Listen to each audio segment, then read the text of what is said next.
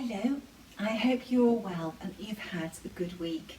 Well, a week today it will be Christmas. It's come around so quickly. We were so grateful that this week that we could go back to Wales to see our family and to sort of have an early Christmas celebration. We're very worried that with the surge in numbers of COVID that we will go into lockdown again, or the border between England and Wales will be closed. So we dashed up to Wales and we had a fabulous trip. It was so lovely to be with our family. The rise in numbers of COVID, they are quite concerning. Even my hairdresser and her family currently have COVID. Her daughter brought it home from school. And it's really strange because when you go out at the moment around this area, everywhere is so quiet. I went to the framers yesterday to collect some pieces, and there was hardly any traffic on the road, and Falmouth was so quiet, and it should be heaving at this time of year. I think that a lot of people have hunkered down because they don't want to come into contact with or test positive for COVID at the moment, because it means that you're going to have to forego Christmas. I've made a decision that it would be unwise of me to fly to the States in January. What really did it for me was when our government announced that within 2 days of flying home you have to have a test, and I thought, gosh, what if I tested positive and I was stuck in the States for 2 weeks? It just became really worrying, and my husband said, Nicholas, and I don't think you should be going. So I'm going to be missing the Sampler Symposium, but my heart will very much be with everybody who's attending, and I really hope that I'll be able to go to the States for my March trip. We'll have to see. Anyway, that was a down point of the week, but this week there's been so many lovely, happy things happening. I think probably one of the things we've had most fun with is releasing 2 new designs, and the first one is Sophia Doggett, and I have been bursting to share Sophia with you since last year. Here she is. Now, many of you may recognise this sampler. This is the original sampler. And some of you who have been fortunate enough to visit the Fellas' home and view their collection would have seen Sophia. And if you have the Fella book, Sophia, collection 2, Sophia is listed on, let me just find her. She's listed on page 41. Here she is.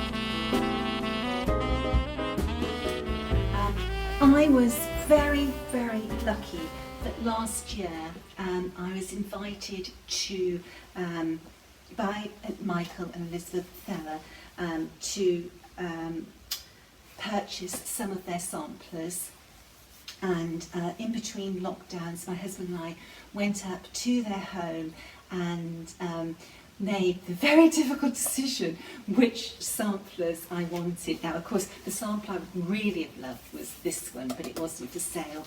So I had given it some very careful thought, and I decided to buy samplers that were either unique, and I would not be able to buy something similar on, you know, from elsewhere, or things that actually meant something to me.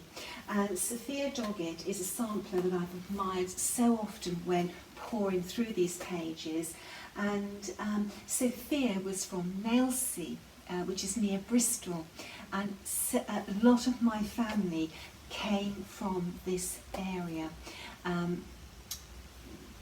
In the 1800s, a lot of agricultural workers left the farms and went over into South Wales to work at the docks in Cardiff and Newport, to help build the canal system that brought the coal and the iron down from the valleys to the ports, and to work in the mines and the foundries. And that's where a lot of the different branches of my family came from. So I felt that Sophia Doggett was a very fitting Quaker to add to my personal collection. And I had so much joy charting Sophia. You know, she really is such a pretty sampler. Let me show you the model again. I'm sorry about the light. I'm filming this in the afternoon and it's not the right light to be showing samplers. So here she is. Very, very pretty sampler. I love the way that the medallions are laid out around the motif, the border of the sampler. And this motif, I think that is so beautiful. Very distinctive motif, and of course a token of love. And this sampler for me was a token of love. My husband was so kind and so generous with the samplers that he treated me to. Now, I don't know if I'm going to reproduce all of the samplers that I acquired from the Feller collection, but I certainly hope to reproduce as many as I can and share those samplers with you. Samplers should be shared. Okay, so let's talk about stitching Sophia. Sophia is available as a spiral bound, and it's 40 pages. There's a lot of pages, but I think that I sort of toyed with the idea of A4 or spiral bound, and I actually think that stitching this sampler, the spiral bound A5 format will work very, very well for these sort of like medallions. So there is Sophia and her booklet. She only uses two colours, a pine green and an antique mauve. Her stitch count is 294 stitches by 277 stitches. Linda Clues stitched the model for me, and Linda really enjoyed working on Sophia. And Linda's is a high count stitcher, so she stitched it on 56 count with Soie 103 from Overa Soie. On the 56 count she was 10.5 inches by 9.89, but if you stitched her on 28 count she would be 21 inches by 19.79, on 36 count 16.33 by 15.39, and on 46 count 12.78 by 12.04. She is entirely cross stitch over 2, with the exception of her name, Sophia Doggett, Nailsea and 1804. But if you wanted to stitch this on Ada, there is more than sufficient room within the design for you to actually stitch that over two. You would just have to move Sophia and have Sophia dog it running on this wider part, then nail C and then 1804. So it will work for you if you wanted to do that. The design is available as a PDF and as a printed booklet, so whichever you prefer, the option is there for you. We hope that you will enjoy her. I really wanted to share my good fortune with all my needleworking friends, and we hope that there will be lots and lots of Sophia Doggets on sampler walls around the world. So, you know, she was a token of love to me, and she's a token of love from Hands Across the Sea samplers to the needleworkers that enjoy our designs. Thank you. We also had another release this week, and this is a little bit of fun, and it's a drum, and it's actually designed as a sampler. This is a standalone sampler, but we wanted to finish it into a drum. We just loved the sort of movement of the dancers, and we felt that it really lent itself to being a drum. It says, dancing with the feet is one thing, but dancing with your heart is another. So there it is, and we know that a lot of you are going to be stitching this. So many people have already downloaded the PDF for this design.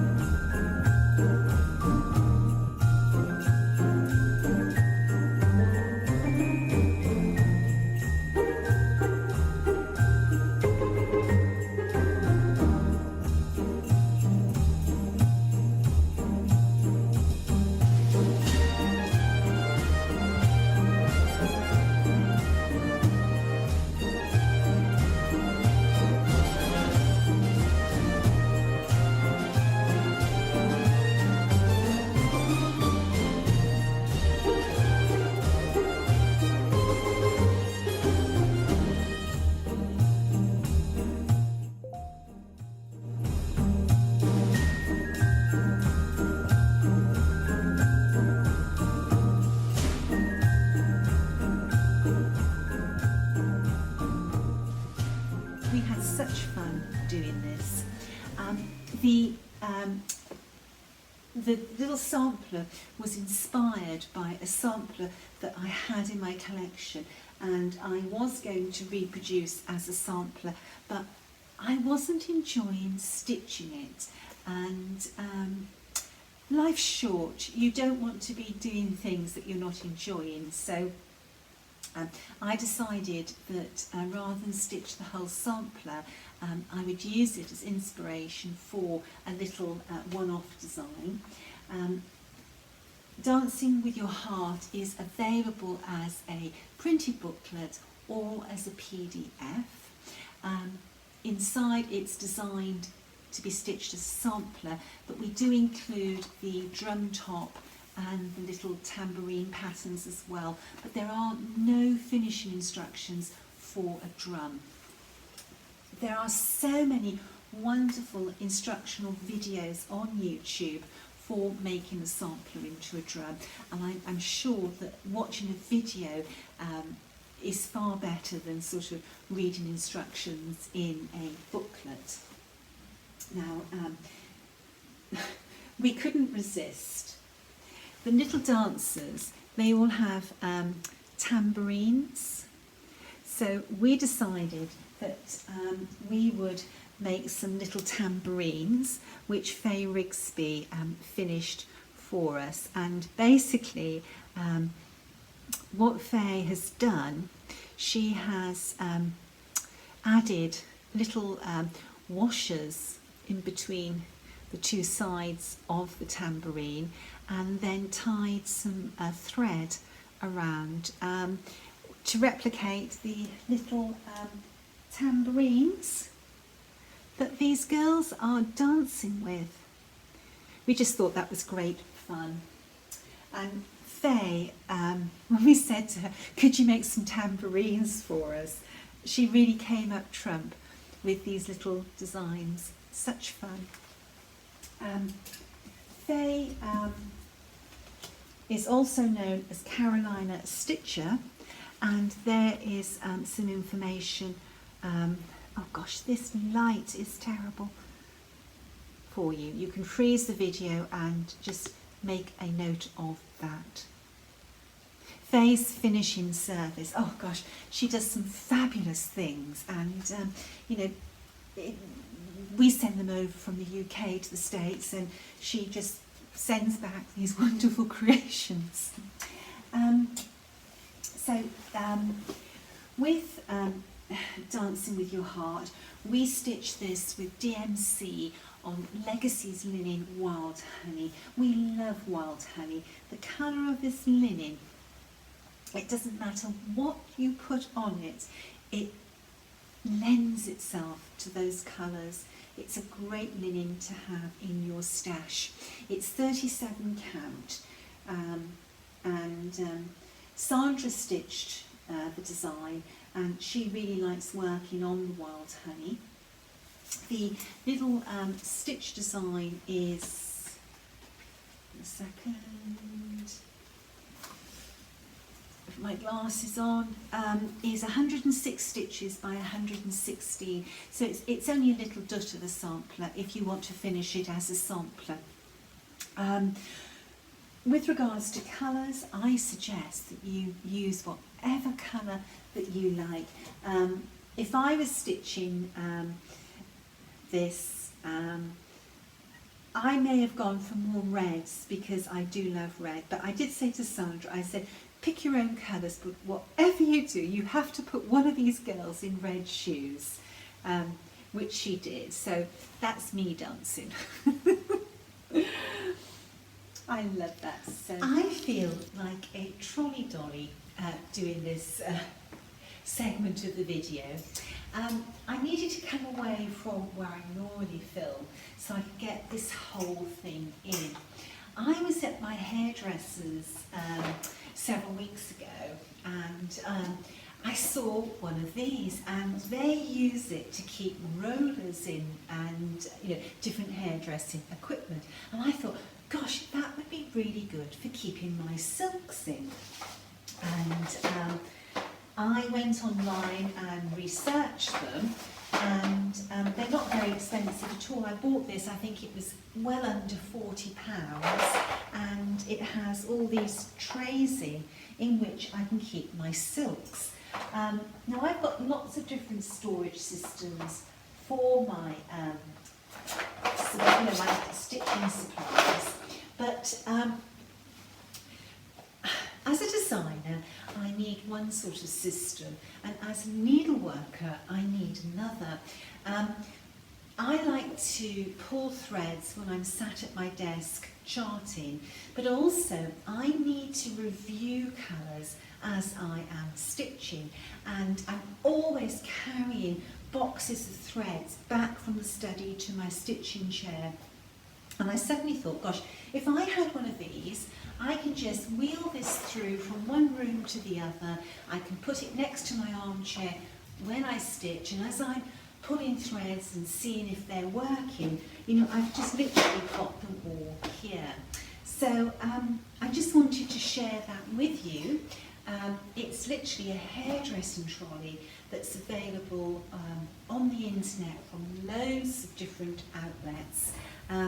I went for this very sort of narrow one because I can fit it into the layout of my study discreetly in a corner where it's not really that noticeable, and I can just wheel it through and put it next to my chair, and as I'm sitting there stitching I can just be pulling drawers open, finding the perfect colours to go with my design.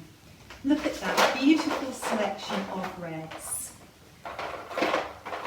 Isn't that beautiful? Really, really lovely. These drawers are very light, they're plastic, they're washable. So there we are. My new storage system for my Vera Soir 103 spools. Talking about linen.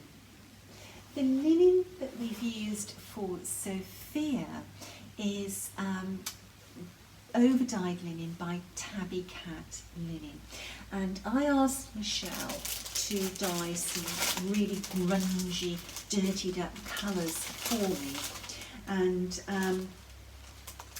she dyed some fabric and she called it creme brulee.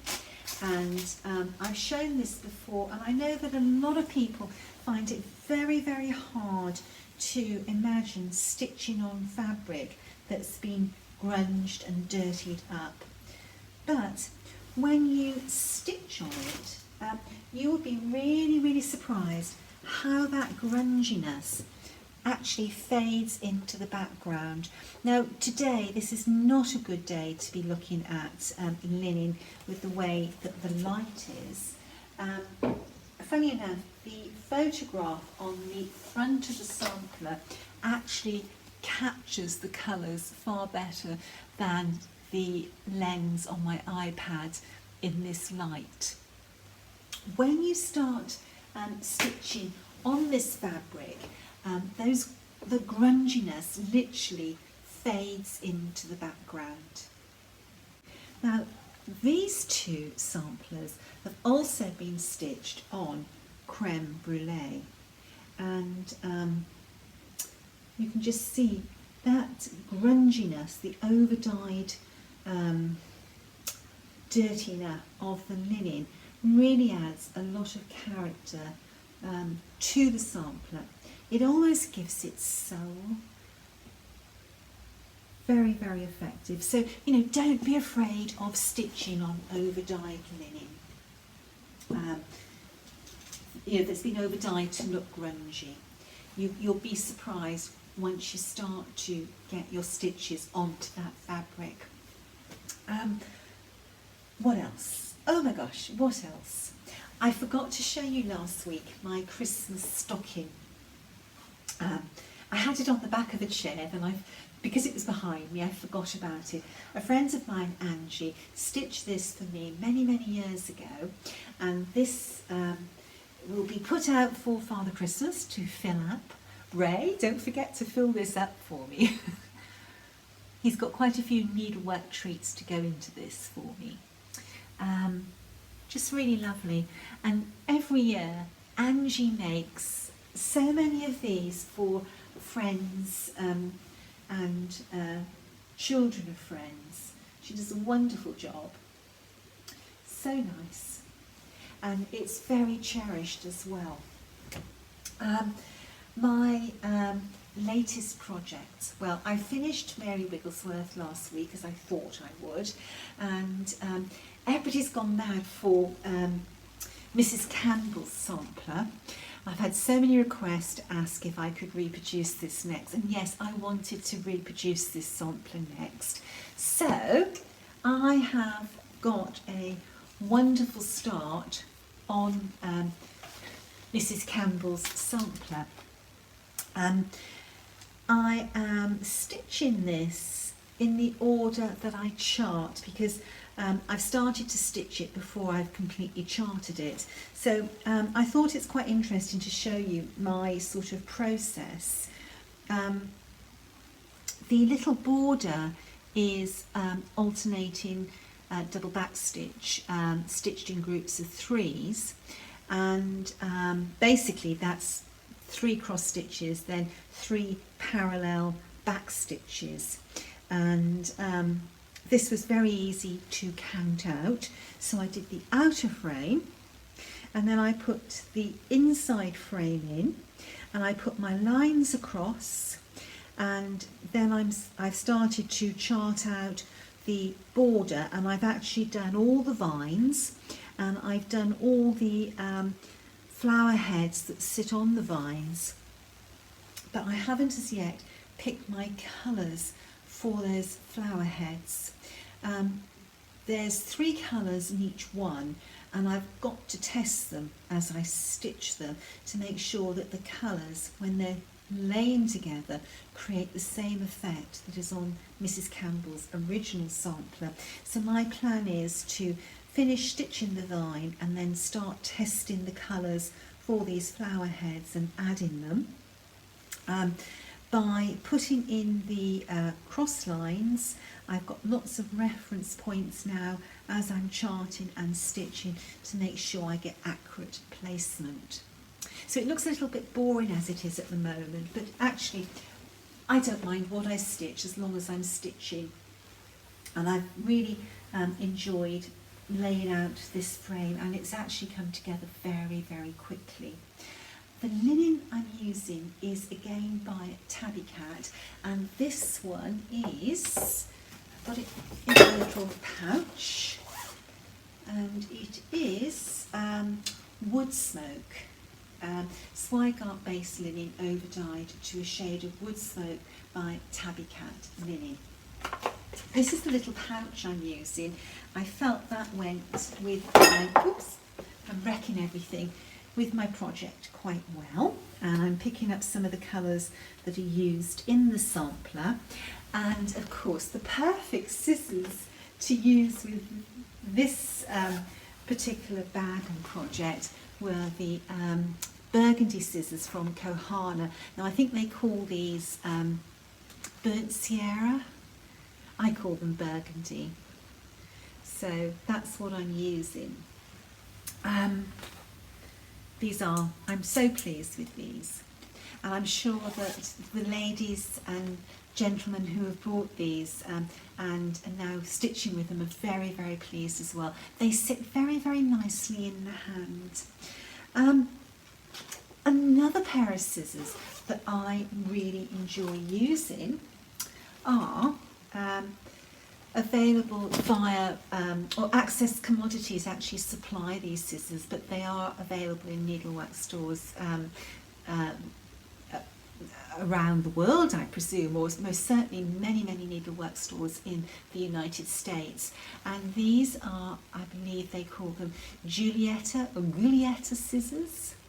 They are so pretty. They are very, very light, very, very decorative, but they're also robust scissors as well. These are scissors that you can use every day, and they are in my little stand by the side of my chair for me to use every day as well. They're sharp and they're fine as well. And I know that these have been in short supply, but I was chatting to Jean in the week, and the Attic Needleworks have just had a supply of these scissors in. So if you like pretty scissors which are also very, very usable, these are scissors for you to consider. I don't know how many pairs she has got in, but I know that she did have a delivery of them this week, so grab them if you're interested. What else have I got to talk about? I had a message from a needleworker yesterday, and it was a question that it was very hard to write a reply to, so I said that I would talk about it today. And the needleworker says, I wanted to reach out and ask what is the best way for someone studying samplers. I want to dive deeper into the sampler stroke embroidery world and learn more about it. I am just starting with the history part, but have been stitching for over 40 years. Thank you in advance for any information. Well, I think the best way to delve into the history of samplers is through books. And I know that many of the really great reference books about samplers are now out of print and are hundreds and hundreds of pounds to buy on the second-hand market. But there are books current books available that are very good as well. Now, if you want to look at Flosstube 128, I talk in that Flosstube about my favourite books, but a lot of those books are out of print. But a book that's very, very good, that is in print and is available either from the Fitzwilliam Museum, or you can pick it up, for example, at Amazon, and there's bound to be lots of other outlets that you can get this book. And it is Sampled Lives by Carol Humphrey. And I've got so much respect for Carol Humphrey. You know, her knowledge about samplers is amazing, but also her passion for samplers. And I think it's passion that's really important and will bring the samplers alive for somebody who wishes to learn about them. And her book, Sampled Lives, is really, really good. And what I love about this book is that it illuminates the lives of the girls who stitched them. And to me, that's what makes samplers so special, that they were stitched by somebody, and it's what those people's lives were like, what their dreams were, did their dreams come true. It's the story of their lives, you know, them themselves, that really, really interest me. And a good backstory with the sampler will make me want to stitch that sampler just as much as the sampler itself. This book, you know, Carol does bring to life the story of the girls, and it's a beautiful book, and it's just full of fabulous samplers, and this is one that I would recommend if you would like to learn about the history of samplers. You don't have to buy books. You could go on to Victoria and Albert Museum's website. You could put in a search term of sampler. There are loads and loads of blog posts and articles available online. You can search the catalogue, and you can bring up all the samplers and then go into each web page and start reading about the samplers. They always give a good description of materials used and different points about the sampler. You know, if you want to study them, it's all about spending time researching samplers, and of course the internet, it makes it so much easier for us. Anyway, so if you want to study samplers, I think really it's through good reference books and through museum websites and the information that they have on there. And it's, you know, as you start studying them and reading about them, you find yourself drawn to certain types of needlework. You take, for example, Claudia Dutcher-Kitzler. You know, she adores Bristol samplers, and she's focused on Bristol samplers, and, you know, researched them, discovered new information about them. You know, I'm particularly drawn towards Norfolk and Quaker samplers. Mind you, I suppose I'm drawn towards all samplers, but you know, you sort of tend to delve into some groups more than others. But you know, you need to read about everything to know what you like and what maybe doesn't appeal to you so much. Anyway, I'm starting to ramble now. I'm going to go and stitch this afternoon. Dogs were walked this morning, all my housework is done, my husband has had his lunch, so it's going to be a really nice afternoon of stitching now. I hope that you get plenty of time to stitch. It's lovely coming up to Christmas. Everything sort of starts to wind down. And I actually said to Ray today, you know, I'm really looking forward to the week ahead and sort of having quiet times together, just sort of chilling and relaxing. With COVID and not going on holidays, you know, you don't get the rest that you normally get. I seem to be going a million miles an hour all the time. There was something else I wanted to talk about. Do you know what? I can't think what it is now. Oh, I know what it is. December the 26th, Boxing Day. It's Hat's birthday, it's our anniversary, and we have our grand draw for all the people who have stitched hat samplers throughout the year. And if you have finished a hat sampler in 2021, you can enter that draw by sending a photograph of your finished sampler to hats.competitions@gmail.com.